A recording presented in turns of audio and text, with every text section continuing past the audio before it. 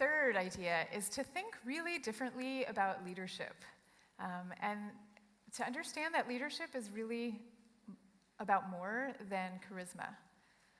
So there's groundbreaking new research by Adam Grant at the Wharton School.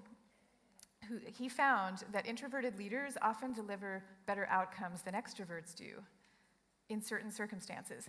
The extroverts do better when they're managing people who are needing a lot of rousing and inspiration and charisma and that kind of thing to be getting them going. But the introverted leaders, Professor Grant found, did better when they were managing proactive employees.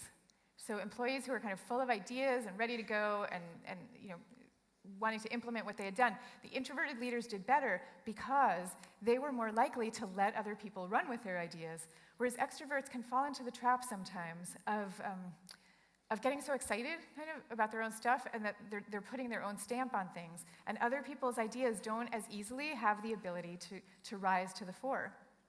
Now, my favorite example of a kind of quiet, unassuming leader who was incredibly effective, in just the way that Adam Grant is talking about, was a guy named William McKnight, who was the CEO of the 3M Corporation in the 1930s and the 1940s. And William McKnight famously had this mantra that was this: hire good people and leave them alone. And that is what he did, and he actually really put his money where his mouth was, because he gave his people 15% of their time to spend doing whatever they wanted. They could noodle around on any project they felt like. And out of this emerged, actually, those yellow Post-its that we're also dependent on. That was created through this philosophy of hire good people and leave them alone. And it's a philosophy, of course, that Google still does nowadays, where they give engineers often 20% of their time to work on their own stuff. But the thing also about leadership that I found in my book,